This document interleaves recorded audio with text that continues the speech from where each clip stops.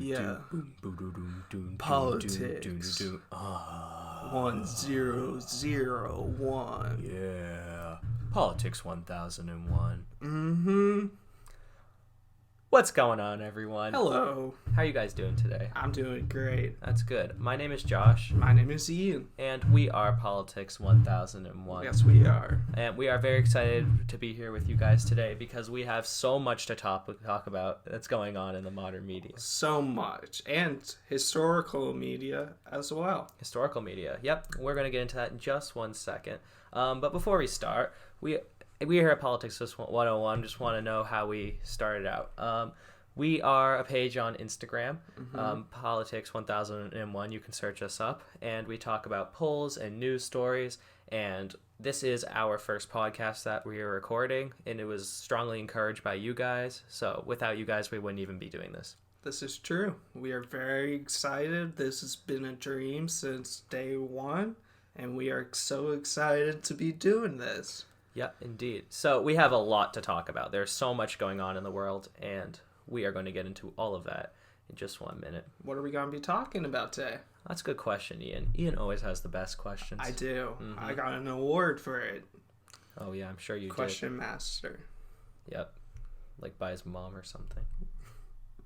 Okay, we're going to be talking about the Indian government under Narendra Modi. Ooh, I don't know who that is. Oh, well, if you don't know, Modi is the Prime Minister of India, and he has spiked a lot of controversy over the past few months. So we're going to be talking about the controversial stuff that he's done, and then we're going to be talking about what's actually going on in India right now. Okay, and what are we going to be talking about after that? After that, we're going to be talking about, requested by you guys, the Turkish-Greek refugee issue. Ooh, I've seen that in the news, and I haven't looked at it, so...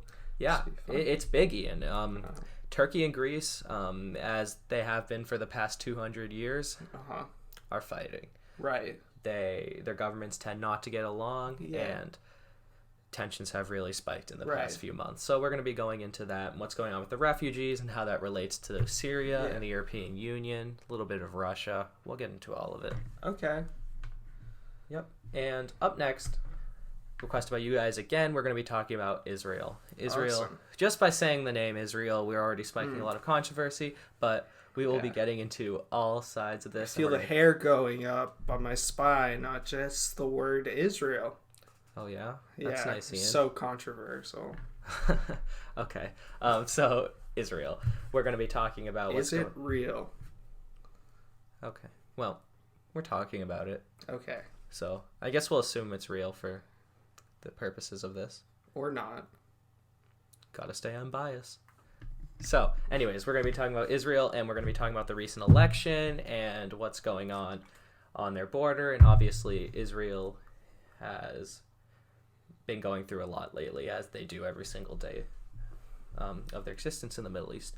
And then we're going to finish off with coronavirus. A lot of you requested us to not talk about coronavirus, and a lot of you requested for us to talk about coronavirus. So we're going to make a little compromise, and we're going to talk about it for a little bit. Yeah, because not too remember, without coronavirus, we wouldn't be here today. No, we wouldn't, because we should be in school right now. Yeah, but we're not. Not that we are in school. Yeah, you don't know our ages. Anyways, and then we're going to... What we want to do in these podcasts is really go into historical topics, so we're going to be ending every single podcast going forward with a historical topic. And our historical topic for today is going to be requested by you guys, the Israeli-Palestinian conflict. Right. This is obviously extremely big, and it still exists today in a great extent, because when you hear about the Middle East, Israel and Palestine, they come up a lot. So we're going to be going into what actually led up to what's going on today, some of the major conflicts in history, and just generally why there's so much tension today. Okay. And then we're going to end this podcast by talking about some recent polls that you guys voted on. Some of the past three we're going to be talking about. Right. And you will see what those are soon. And without further ado, let's jump right into it. So, Ian, do you remember what I said we're going to be talking about first? Something about India. India, that's right. So, India. India is one of the 3 countries in the world that has a Hindu majority population, Wow. along with Sri Lanka and Mauritius. And it is considered the home of the Indian people, hence the name India. And their prime minister, Narendra Modi, has spiked a lot of controversy in the past few months, and we really just wanted to dive into this. So, Narendra Modi has passed something recently called the Citizenship Amendment Bill. What is that? The Citizenship Amendment Bill, it's a good question, Ian, is something that essentially makes the path to citizenship in India much, much easier as Okay. long as you aren't a Muslim. Oh, that seems a tad bit discriminatory. A little bit discriminatory. And that is where the West has reached out and called India, they're saying it's no longer secular and it's turning into a theocratic state. And to an extent, like, this is true. India is trying to preserve their Hindu majority population. Okay. And as a member of the Indian parliament said, Asaduddin Owaisi, he said, and I quote, "We are heading towards totalitarianism, a fascist state." Okay. Interesting. That's a very good quote by Mr. Ozawazi. Yes, it is hard to pronounce, I admit. I don't even know if I pronounced it right, but Yell at us. But maybe the person yelling at us will be our first comment. maybe. So yeah, if you're gonna yell at us, do it in the comments. Anyways, Mr. Owaisi is a Muslim in the parliament, and he finds this bill incredibly racist and discriminatory against India's 200 million Muslim citizens. Wow. And out of a country of 1.39 billion people, that is Wow. a huge chunk of the population. Yeah. And so we're going to go into why. So, Ian, why do you think this bill was passed? Probably some deep-rooted conflict between the two groups, and they were like, nah, I don't want you to be a citizen if you're Muslim. Interesting. Well, I guess to an extent. So, the argument that is mostly made in defense of this bill is that India wants to preserve its identity as a Hindu state. So there's a big line dividing people who think this is just discriminatory against Muslims, and it's India just saying we don't dislike Muslims, we just want to maintain our Hindu Right. identity. Yeah. Right. Sure. And so most refugees nowadays are majority Muslim. The majority of them are Muslim. Where are they coming from? They're coming from all over the Middle East. Okay. We have a lot from Afghanistan due to the Taliban. Obviously, Syria is a big issue. There's a lot of them fleeing from Pakistan. Right. And so it's a huge issue, and it's really spiked up recently because of all the wars going on in the Middle East. Right. And so we see something similar to this in Israel, for example. Israel has this program called Aliyah, where you can come to Israel if you are a Jew and you can gain citizenship. There are about 20% of Israel is Arab, but that doesn't. So when Israel allows in Jews, it's not because they're discriminating against Arabs. It's because they are trying to preserve their Jewish identity. So it's not necessarily against Arabs.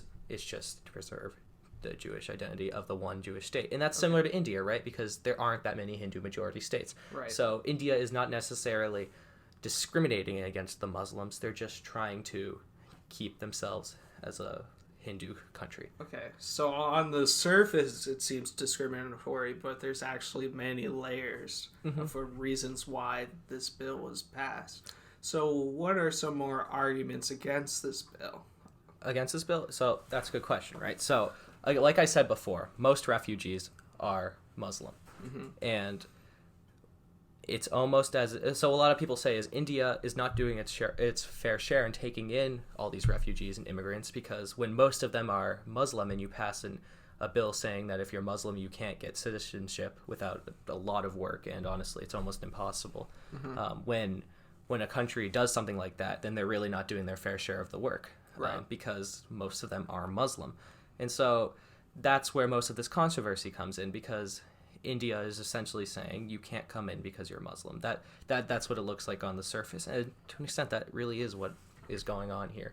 And like I said earlier, there are reasons for that. They're trying to preserve their identity, but at the same time, they are blatantly saying, if you are a Muslim, it's going to be almost impossible for you to gain citizenship. Right. And of course, a lot of people are saying it's discriminatory against Muslims, and as we've seen recently, many riots have broken out across India. Really? Yes, of Muslims acting in very violent ways, and the Indian police cracking down on them in very violent ways. So it's really going back and forth here. Right. No one is innocent, and people are hitting each other and attacking each other, and it's really become a really not so fun place to be. I don't want to be there. Yeah, it's become very violent, and we've seen this all over the news. Although it has been shadowed by coronavirus lately, it is still going on. Coronavirus always really infecting everything, including the news. Yep, exactly. Yeah, exactly. But it is important to note that there are 200 million Muslims in India, so it is very, very hard for the government of India to restrict religious freedom because that's just too many people to regulate. So to make the argument that India is just not letting you worship freely because you're a Muslim, it's even if that is true for some reason, it's still extremely hard to enforce because there's literally 200 million Muslims. Right. So it would be very, very difficult to actually crack down on someone because of their religion. Right. But it has been done, sadly. It has been done, and we're seeing a lot of that all over the world, and I'm sure to an extent it is going on in India. A lot of Indian Muslims have said they don't feel safe being a Muslim in India because of bills like these, which of course was passed in the parliament, which means a lot of people that are getting represented by these people in parliament believe in this bill because otherwise it wouldn't have passed. So obviously there is a big anti-Muslim sentiment, and of course a lot of people who are voting for this bill might just be anti-Muslim, right? There's nothing to do with preserving their Hindu nationality. They might just not like Muslims. So we've talked about the Muslim ban. No, not Muslim ban, but to an extent. Confusing. Two different things. Two different things with anyways. We're actually going to talk about what's going on in India right now. Right now? Yeah. Awesome. Besides coronavirus. So a little bit. We might talk about that a little bit. Be clear, we're not talking about the beer. Not the beer, Ian. Not the beer. I was very disappointed to figure this one out. Yeah, Ian learned that about 2 days ago. Yeah. Okay, moving on to modern news in India. Modern news in India. So, obviously, India is still dealing with this problem of this religious tension, but there's a lot of things going on, and most of it has to do with, of course, the coronavirus. Yes, of course. Of course. That's all the headlines right now. So, some things. The Kingdom of Saudi Arabia in the Middle East has banned travel from India, which means no one from India can go to Saudi Arabia, which is weird because there have only been 2 coronavirus deaths inside of India, which is very interesting when you think about it. Because there's 1.39 billion people in India, and they only have 2 deaths. Right. Where countries like Italy have had hundreds, and they have way less than 1.39 billion. They have recently Israel has enforced an export ban on India, and they just made some modifications so that India can import drugs, which is a little interesting because it's not a full export ban anymore. And that's very interesting. India has banned all foreign tourists, so no one's coming in. It's honestly they're shutting down. And this is something we see all over the world because we're really just trying to stem this issue. Because especially in a country like India where it's so densely populated, you don't want it to break out. It's very densely populated. Indeed. So, do you have any more other questions, Ian? Or would you like to move on? No, I'd like to move on. I think I got the gist of India. Yep, and if you have any criticisms or if you want to add something, please feel free to do it in the comment section or on our Instagram page. Please feel free to DM us on Politics1001. Very accessible. Yes, we try to respond to all our DMs in a quick and efficient time. So please feel free to reach out. We love it when you guys do. Right. So, next on our list, Ian. What is next? Is it the Turkey Greece refugee issue? And I don't think you mean when in Thanksgiving when you put the turkey in the oven, you get the grease and you put it back on the turkey. I don't think we're talking about this. Oh, Ian, so that's a good question, right? I hate to break it to you, but we're not talking about that. Damn. We are talking about the countries of Greece and Right. Turkey who are currently having problems and honestly have been having problems for the past 200 years. So it's nothing new, but Yeah. Yeah, I was gonna say, usually Turkey and Greece are friends in my other situation. I know you like greasy turkey. I do. I don't. You don't want to eat a dry turkey, do you? Well, I'm just saying some people like dry turkey. I mean, like, that's wrong. Move on. Okay, Ian.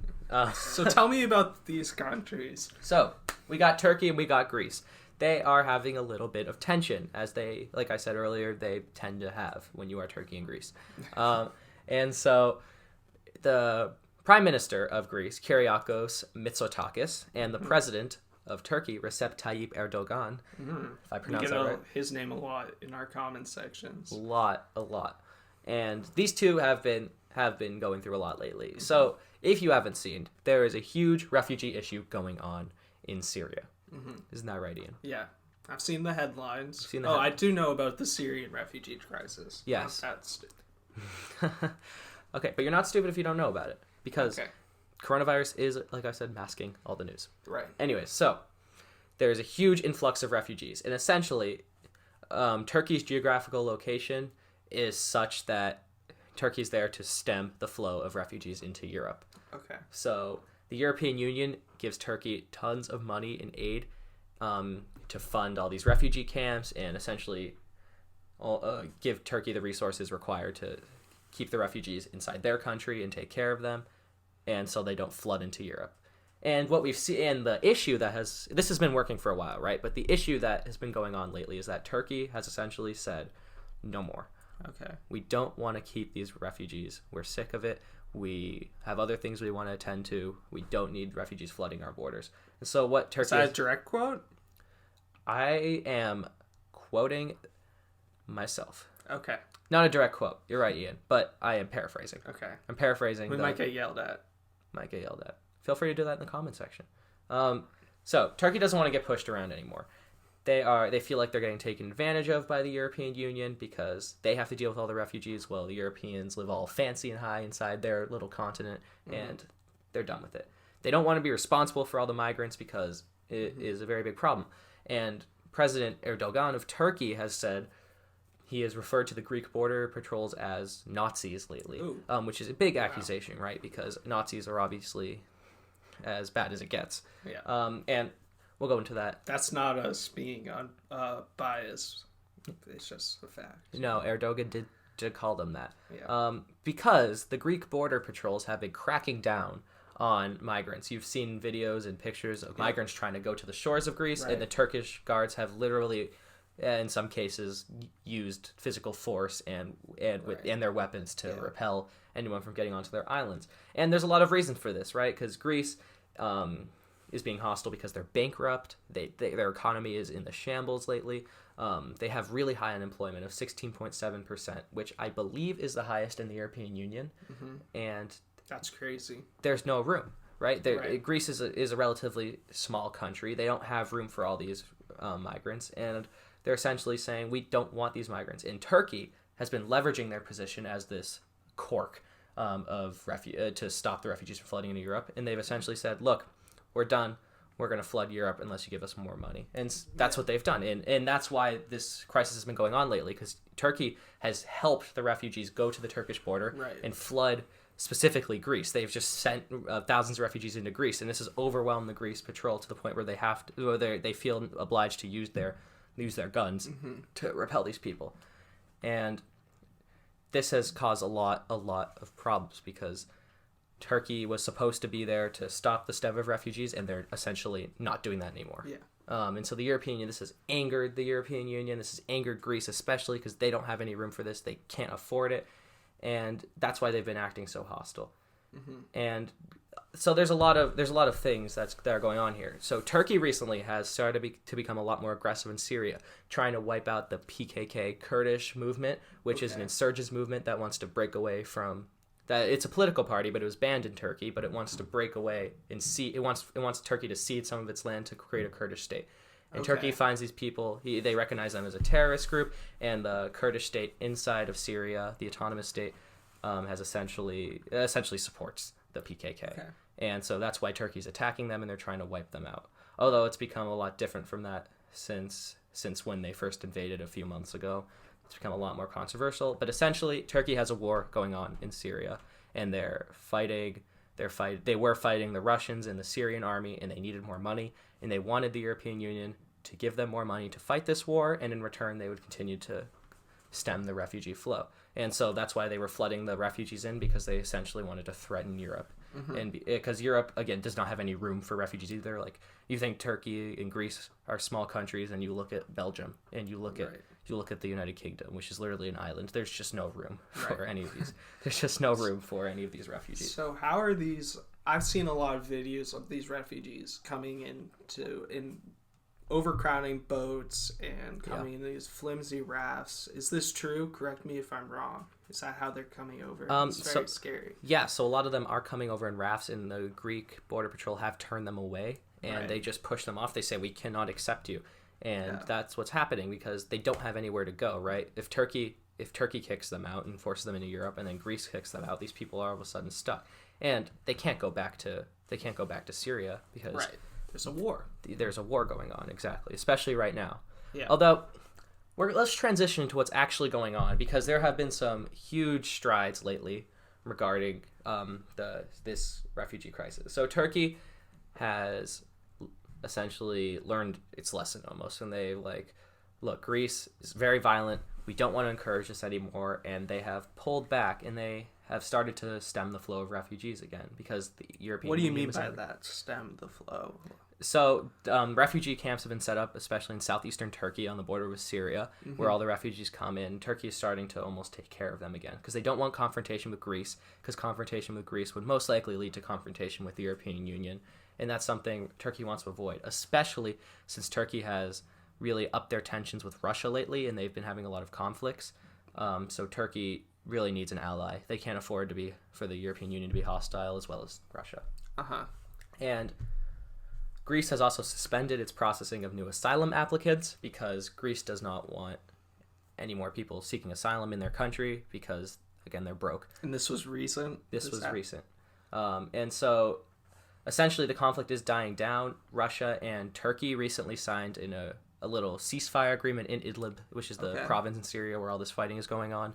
And so it is dying down, but it's slow. But a lot of people have already gotten hurt. A lot of people have died, and it was in a very short time. Like, this is within a few days that all of this went down. Yeah. So it's crazy. It's a lot of violence, and the governments of Greece and Turkey are really trying to, control their own countries. Right.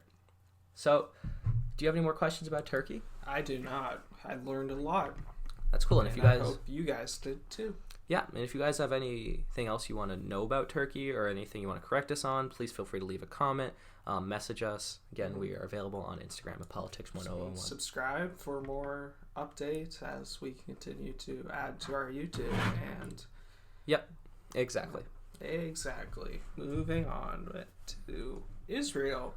So, tell me, Josh, everything seems to be going on at Israel a lot. So just update me on what's happened recently. Just tell me. Talk to me. I will talk to you, Ian, because you are a really fun person to talk to. You have been talking to me this whole time. Yeah. I don't know. Maybe I don't want to talk to you anymore. That would suck for this podcast. That's true. So I guess I will talk to you. Okay. Because there's no one else in this room. So, Israel. What do you think of when you think of Israel, Ian? I think of a little piece of land near the Mediterranean, and I think of there's other pieces of land within that piece of land called Palestine, and they don't like each other, so they send missiles. And I know that a lot of people here are very defensive. They either love Israel or they hate Israel and quite like Palestine. Yep. And when Ian says here, we are talking about the United States. Yeah, this is true. You can't tell by our accents. If you couldn't tell. There's a huugh divide in the United States regarding Israel and Palestine. Should we be sending aid? Should we not be sending aid? Yep. Should we just cut off ties with Israel? I mean, there's very extremes on both sides. We know BB is controversial here. Yep. And speaking of BB... Oh, wow. Let's get into it. That was a convenient transition. That was good, Ian. Good job. So Israel has recently held elections for the third time within a year. Wow. Yeah, so that's a lot. Yeah. Most countries, when they're electing their new leaders, they tend to vote once. Yep. And within a cycle of years, but Israel's deciding they're going to vote 3 times because Benjamin Netanyahu, the longest-serving prime minister of Israel, is not able to form a coalition in Israel's Knesset or parliament. What is a coalition? Just to be a coalition. For our American audience who yep. don't understand. I know, but yeah, you know, Ian. I know. No big deal. A coalition is essentially when you vote for your representatives. These representatives you vote for a political party, and depending on how many votes a political party gets, they get a certain number of seats inside of the parliament. And a coalition is when these political parties combine their seats to create a larger coalition. Oh, hence the name. Hence the name. And Israel has 120 seats in its parliament, and neither Benjamin Netanyahu, the chairman of the Likud party, the far right, the right-leaning party, or Netanyahu says it's a right-wing government, is what he always tries to talk about. And then we have Benny Gantz, who is the chairman of the Blue and White Party. And he and Netanyahu are quarreling because both of them want to be prime minister of Israel, and neither of them want to talk to each other. Ooh. Do they talk to each other or Twitter even and go, I hate you, and they go this back? Sadly, this isn't the United States, so they do use Twitter, but it's more indirect. Okay. Some United States politicians are a lot more direct. Yes. With who they're targeting. Anyways, Netanyahu and Benny Gantz are quarreling on how to create an emergency task force in Israel to counter the coronavirus. Okay. And because everything has to be political nowadays, neither of them want to actually talk to each other. Netanyahu has invited Benny Gantz to talk to him, and Benny Gantz has said, no, I don't want to talk to you. No. Because Netanyahu, if you didn't know, is under 3 different accounts of... Corruption? Yep. The expert couldn't find the word. Couldn't find the word. Maybe you should listen to me now. Maybe. So yeah, he's under 3 different corruption charges. Netanyahu, who is the current serving prime minister of Israel, but he can't actually get in too much trouble because he's prime minister. So, and he doesn't have to step down according to Israel's attorney general. So he is kind of chilling there in power, and he's not stepping down. And he's trying to stay in power because most people agree on the fact that he's going to grant himself immunity if he wins the next election. And that's how Benny Gantz runs his campaign. He's saying, look, we don't want someone who's committed crimes to be heading our country. So that's a big part of his platform. Because believe it or not, Benjamin Netanyahu and Benny Gantz have pretty much the same beliefs on everything in terms of foreign policy. So Benny Gantz is just trying to... His platform is Netanyahu is a corrupt individual. The Likud is corrupt. We need to get rid of them. Although he's willing to make a coalition with the Likud if Benjamin Netanyahu steps down. And Netanyahu is saying, I'm good at my job, let me stay. And so they're going back and forth here. Netanyahu denies all the corruption charges, obviously, and Benny Gantz is very, very pro-corruption charges because it's helping his campaign. Yep. And so... Anyways, they've tried to create an emergency coronavirus task force, and they're quarreling on how to do it because they won't talk to each other, and that's kind of a problem when you have an epidemic or a pandemic as large as this. Mm-hmm. So that's been going on in Israel, and it's obviously a big issue, and we'll see where that goes. But we'll transition over to Palestine right now. Ooh. 68 people combined, Jordanian and Palestinian, with ties to the Hamas, which is a militant group that runs the Gaza Strip. It has run their government since 2005, once Israel pulled out, or 2007 maybe. And doesn't matter. They've been there for over a decade, and they're recognized by the West and Saudi Arabia, which we're going to get to in a minute. Hamas is recognized by the West? Hamas is recognized by the West as a terrorist group. Oh. Mm-hmm. Oh. Most Western countries tend to recognize only Israel. Most countries in the world recognize both. All the countries surrounding Israel, with exception of Jordan and Egypt, do not recognize Israel at all. They only recognize Palestine. And so 68 people with ties to Hamas, they're both Jordanian and Palestinian, have essentially gone on trial in Riyadh, which is the capital of Saudi Arabia. And they have been denied things like lawyers, the ability to even speak out and try to give a defense for themselves, and even family visits. So they essentially go on trial. It's more all for show at this point because they're not actually allowed to speak, and they're getting thrown into the courtroom in clusters of 5, and then they're just thrown out like a few minutes later. Wow. This all went on last Sunday. We just heard about it today, though. And Interesting. Yeah. And so they all got thrown out, and they're all just being arrested under terrorist charges because Saudi Arabia says it's pro-Palestine, and then at the same time it's very anti-Hamas. Though even the Palestinian Authority tends to not like Hamas because it threatens the Palestinian Authority's power. So there's a pretty mutual agreement. What is the Palestinian Authority? Palestinian for people like me. Yeah. So the Palestinian the Palestinian Authority governs the West Bank, which is in the easternmost part of the Levant, which is countries like Jordan, Lebanon, and Israel, and it has an observer state in the United Nations, but it's not actually recognized by the UN as a country. But Palestinian Authority is what's supposed to govern the West Bank, and like we said earlier, the Gaza Strip. But because Hamas is in charge of the Gaza Strip now, the West Bank, or the Palestinian Authority under Abbas, the leader of Palestinian Authority, has been very, not directly, but they've been very anti-Hamas because it threatens their power. And the West has been very anti-Hamas because they don't like militant groups and they're very pro-Israel. And so Hamas has come out and essentially called for the 68 people who were arrested, they have called this unjust. They have called, and that's a quote, unjust, and they have asked for now a fair trial, but Saudi Arabia is not really listening. They've just kind of arrested these people. So there's that. So there's a lot going on in Israel right now. There is some concern on what would happen if Gaza got coronavirus, because Israel imports all medicine into Gaza. All medicine in Gaza is imported through Israel. Wow. So Israel would have to be responsible for working with the Hamas if the coronavirus outbreak did happen. And Israel and Hamas tend to not get along. Yeah, I don't really see them working together. No, they don't. They just don't like each other. Desperate times call for desperate measures. Maybe. But maybe.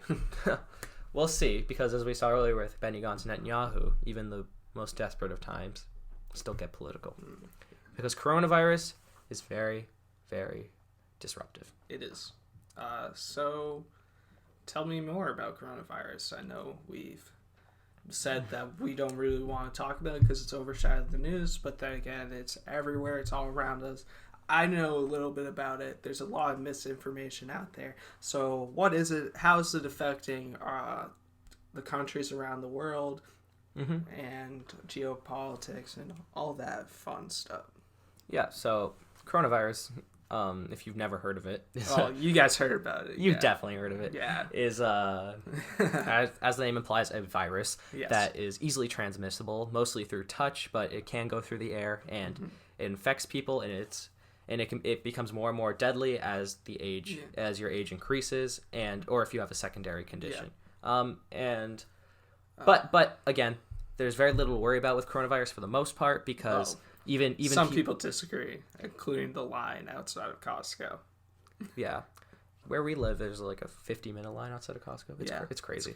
So people are freaking out about this. But even people over 80 have a 15% mortality rate, which is really high for a disease. High.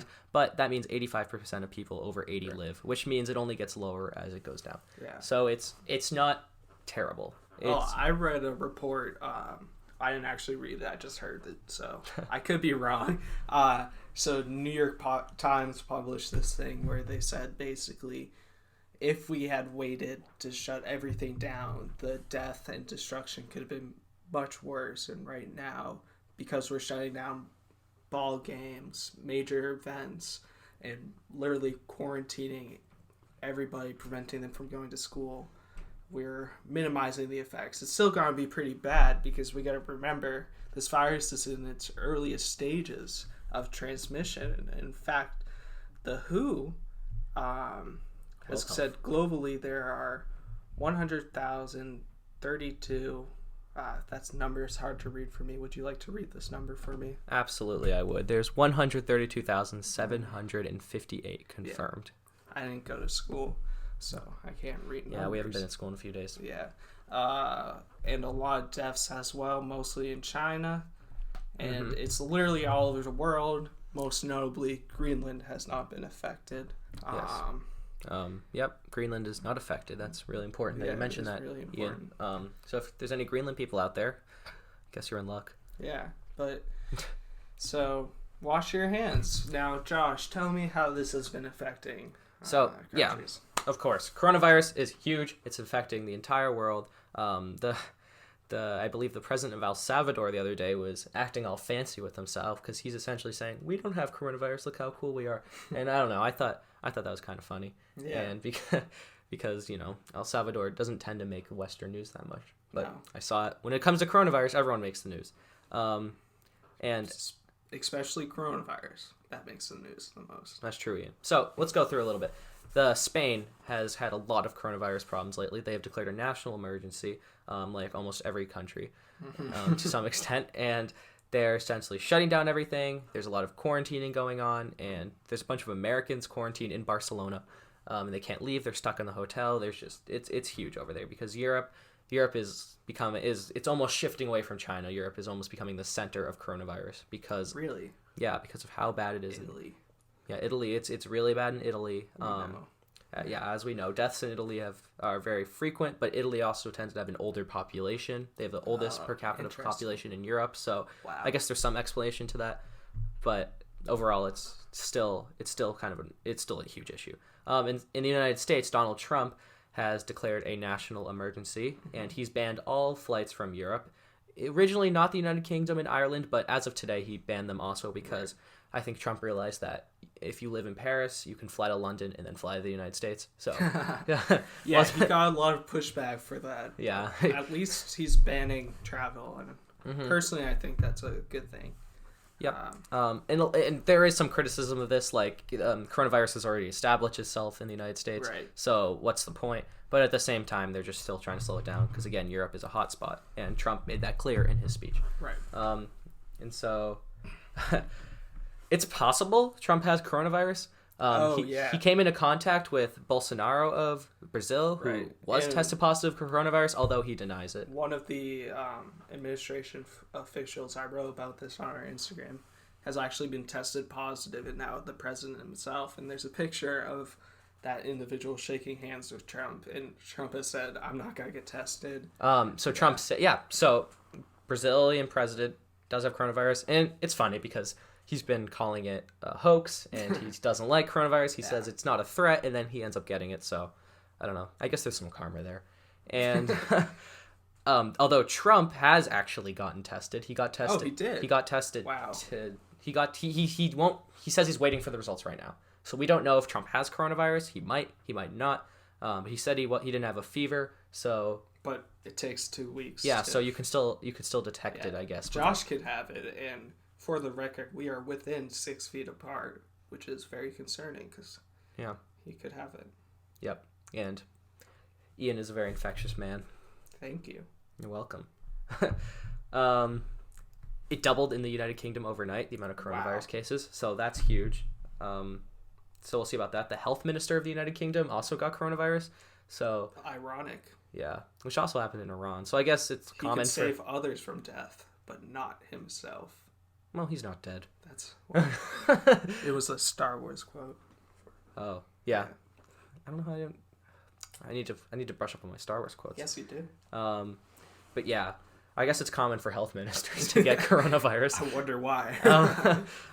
New Zealand and Israel at the same time are both saying if you want to enter our country, you have to wait 2 weeks in quarantine once you come to the country. Wow. Otherwise, if you have some vacation planned in either of these countries, you're just going to get kicked out at the border. Like, you got to quarantine yourself for 2 weeks. We're not going to let you in. So it's pretty smart. Yeah, so they're just putting their countries on lockdown. And both those countries have cases, if I'm not mistaken. Yes, they do. New Zealand seems to have not a lot. Not a lot, but they do have it, and they're trying to maintain the spread. Although there probably are people that have it that we don't know about yet. Right, which makes this virus so incredibly scary and unknown. It's not the showing fear of the symptoms. unknown. That's what makes it difficult, right, to contain. And then Iran is going through a terrible. There's terrible devastation going on in Iran. We see From coronavirus? Yeah, we see thousands of people getting sick. Wow. There's lots of death. You can even see, if you go online, you can see Google Satellite has picked up mass graves that have been dug recently, and it looks like they're literally just being dug, just throwing people in there and Iran is obviously, they don't release that much information. They're a very secluded country in terms of their statistics, so we don't know how many people. We don't know the exact number, if we can trust the exact number, because it's obviously very hard to count because it's so constant. There's always different cases popping up. But what we do know is that there's mass graves going on inside of Iran, and they're getting built. And it just shows how devastating it is, the fact that the government has decided to start digging this massive graves. I mean, it's really sad. Yeah, it's scary for... Yeah. And Iran has reached out to international health organizations asking for help because Iranian healthcare is not very good, and so they're just trying to get more medicine. Wow. Well, on that positive note, shall we move on to our historical topic of the week? Yes, we should. So, like we said earlier, we're going to try to do a historical topic every single time we record one of these podcasts. Feel free to request. Yep. You guys can request, DM us. Yeah. We requested some topics, but if you be our first subscriber on Patreon, we will guarantee to do that historical topic. Yep. We do have a Patreon, which we'll get into. $3 a month. $3 a month. It's just to help keep us running, because we eventually want to make more content for you guys, but obviously we've literally been doing this all for free on our own, writing articles, doing the polls on our Instagram every day. And there's no pressure, of course. Yeah, you don't have to. There's no pressure. Making free content. But if you want more content, then supporting us on Patreon would definitely encourage us to do that, because it shows that you guys actually really like what we do. Mean a lot. It would warm my heart. Yeah, and Ian's heart's really cold, so we want to kindle it a little bit.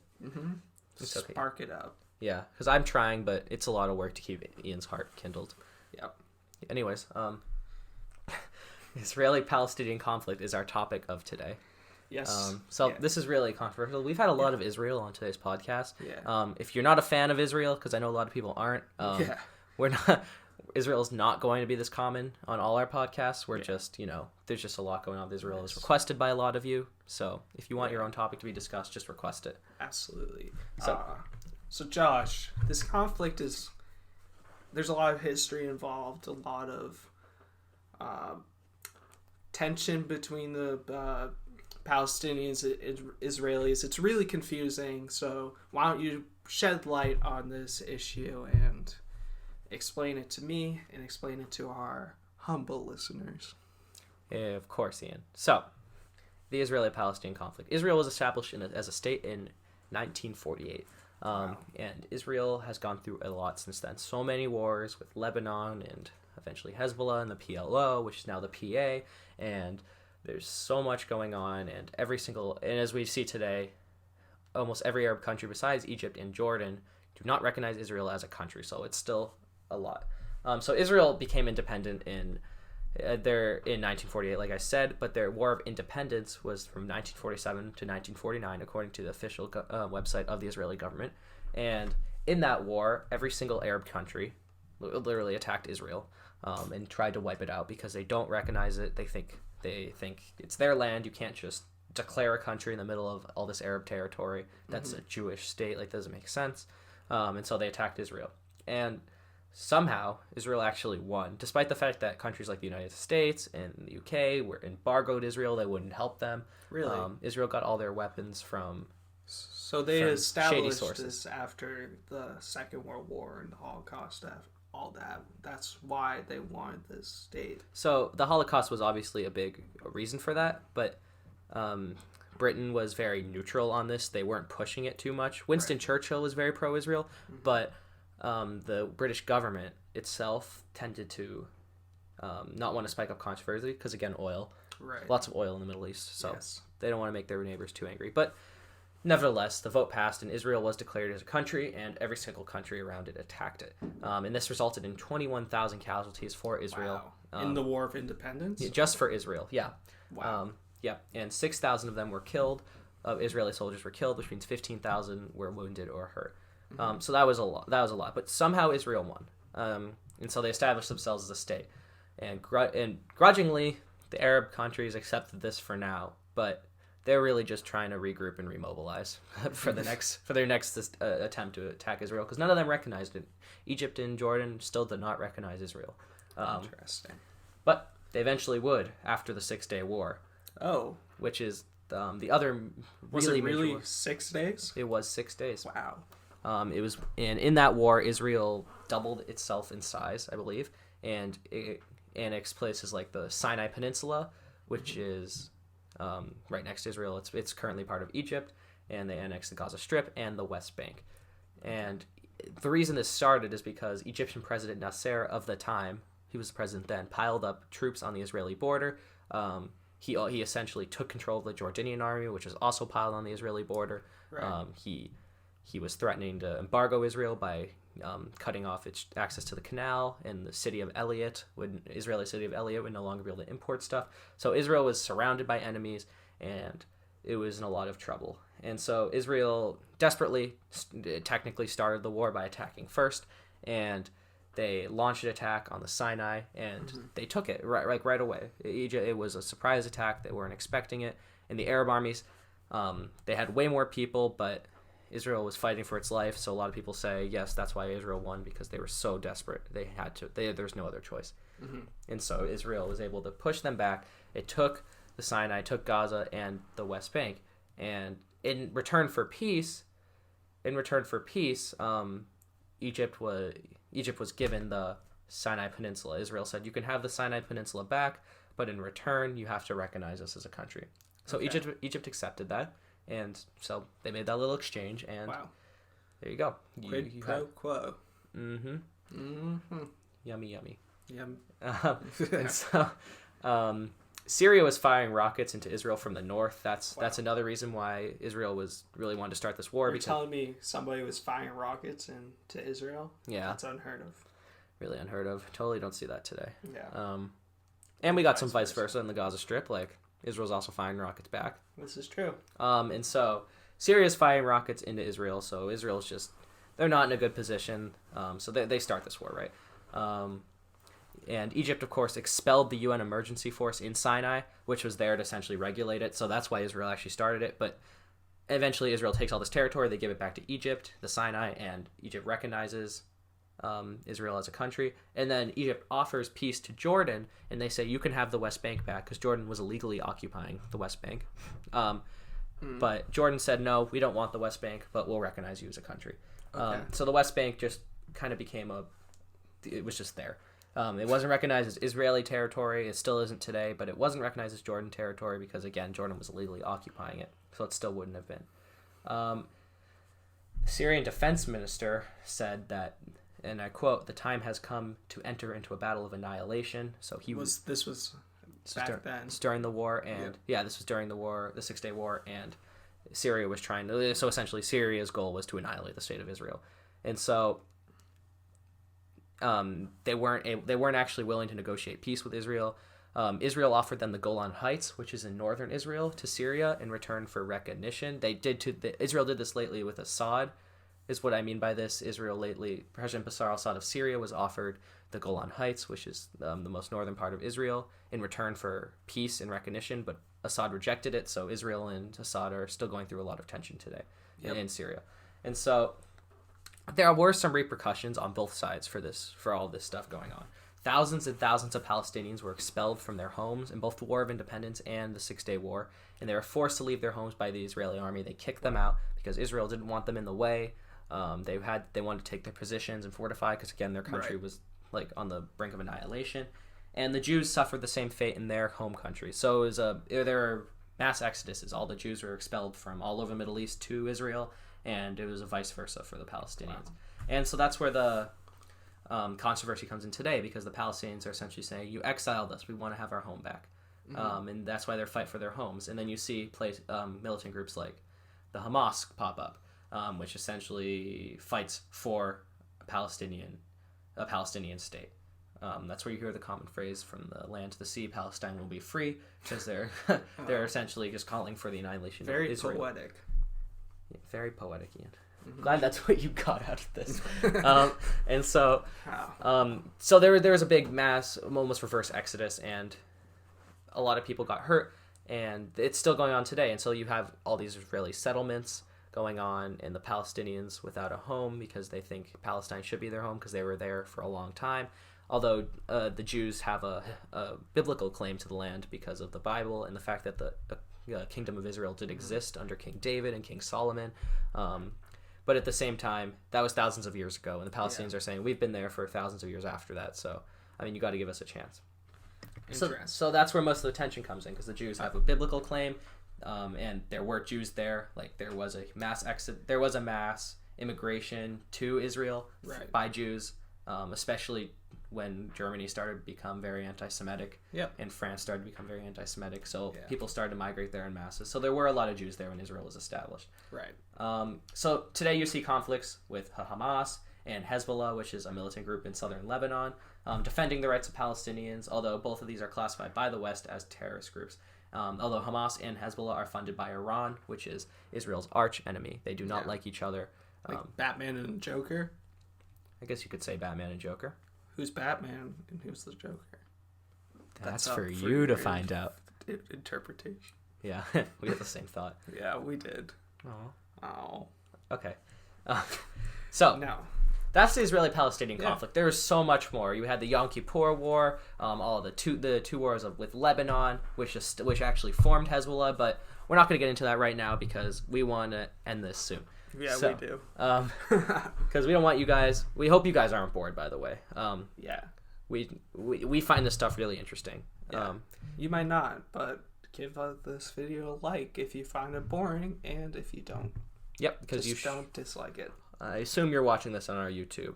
Yeah. Don't think we'll be uploading it anywhere else. Yeah. Anyways, we want to end by actually talking about our Instagram page. So on our Instagram page, we have uploaded a bunch of different polls. Yep. Right? Every other day, we upload a poll. You see on our stories a lot.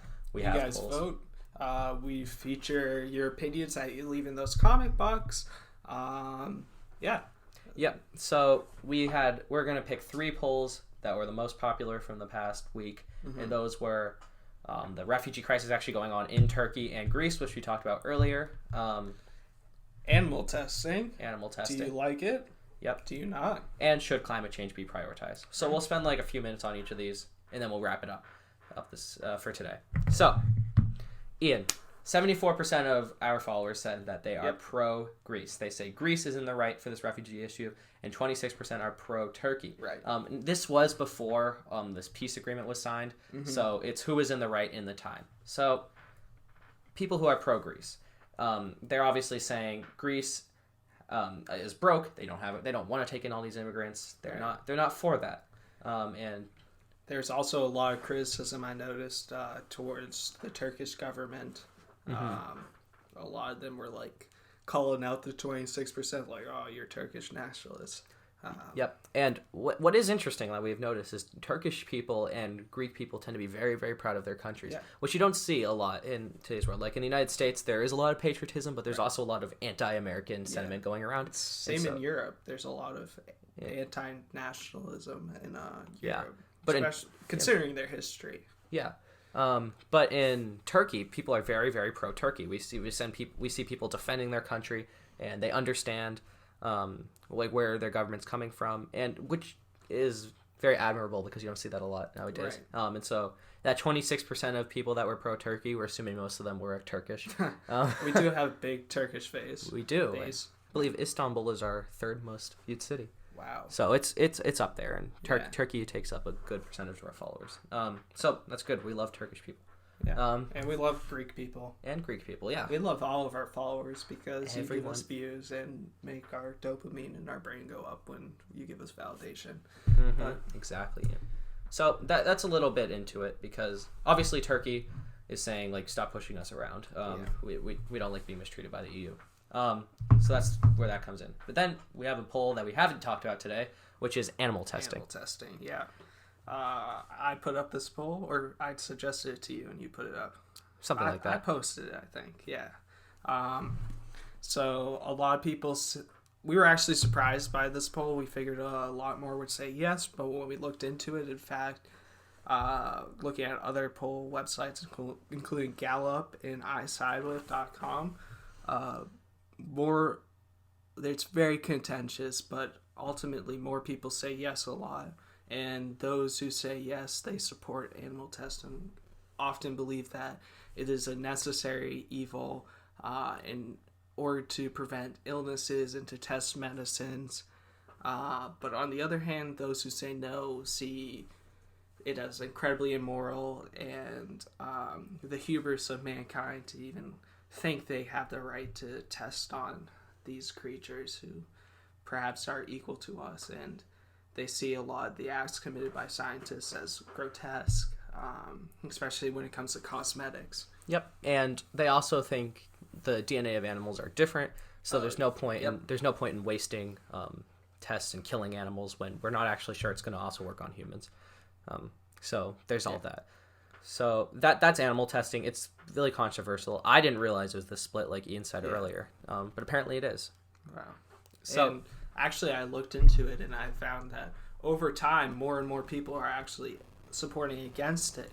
On Gallup polls, more people in 2001. Now, this is according to a pro or an anti-animal testing website, but they said that Gallup in 2001, more people supported animal testing, and then over the years, less and less people support it, which is interesting how the tides change and people's views are moving. Yep, people are becoming a lot more sympathetic towards animals. And our last poll topic for today is, should climate change be prioritized? You guys had a party with this in the comment section. Yeah, you did. Yeah, anything climate change related really does spike up a lot of controversy. But 69% of you said yes. I thought that was the party you were referring to, the 69. Cause... Oh, Ian. Noise. Okay. Anyways. Okay, Ian. And 31% of you said no. So if climate change should be prioritized. Yeah. So the people who said yes believe the CO2 levels in the atmosphere are obviously really high. It's higher than it's ever been. It's grown exponentially in the past few decades, especially since the turn of the 21st century, and we really need to get on it because we don't want to end up like Venus, because a lot of scientists suspect that Venus used to be like Earth in terms of its atmosphere, but because of a lack of greenhouse effect, the whole country kind of or a more of a greenhouse effect. Yeah. Not a lack of. My bad. But God, I'm telling you, I should take control of this podcast. Oh, Ian. Yeah, so they're really, they think climate change is huge. We need to get on it now because there's irreversible effects that have already happened, and obviously the polar ice caps are melting at a tremendous rate. 40% of the world receives its water from glaciers and from the north. Really? Yep. And so if it melts and goes into the salt water, then it's not drinkable. So it becomes a huge problem. Basically, it would suck if climate change persists at this rate. Yep, and the people who said no, it doesn't necessarily mean they're against climate change, but or don't believe in it. Yeah, don't believe in it. Some of them do, but the ones that said no and do believe in it just don't think it's as urgent as we're making it out to be, because again, in parts per million, there's about 414 carbon atoms per million, and it used to be like 300. That's like the normal goal. So it's gone up a lot, but when you think about 414 out of 1 million, it's like so minuscule. So most people are like, it's not a huge issue right now. Right. We can lurk on it over time. And I think a lot of the people who say no see the people saying yes, like they're too alarmist and all their programs might destroy the economy. So they're like, we should prioritize other issues, and we should also acknowledge this as an issue and just let society develop ways on its own without intervention from people like Greta. Basically, we should solve it without breaking down our society as it is. Yeah, and speaking of Greta, I told you this already, Ian, earlier, but Greta Thunberg has called for all the protesters to take their passion of climate change to the internet. Yeah. Which means a lot of online protesting. I don't really understand how that works. Maybe they have a little Discord chat and they're like, Discord. yeah, Trump is old and mean towards us. Orange. Lol.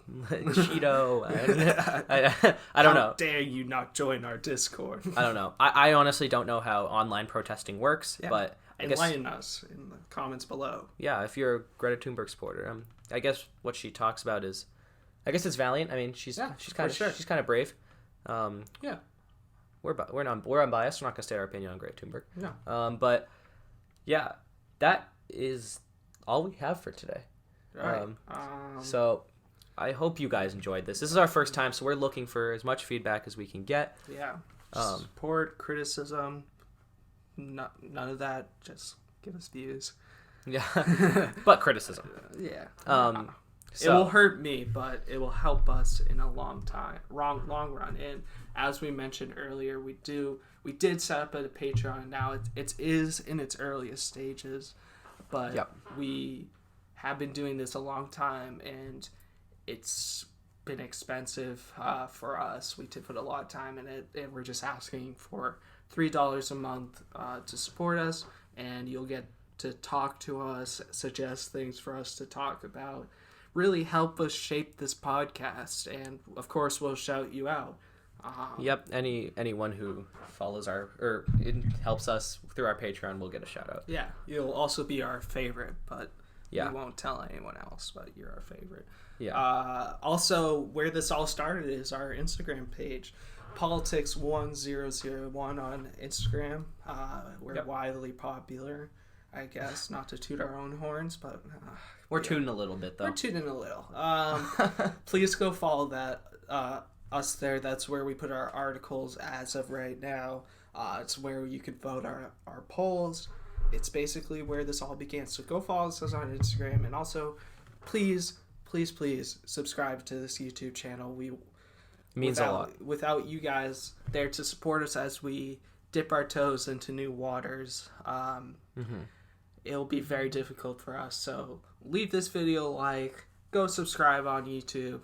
I really hope you enjoyed. Yep, and please feel free to reach us.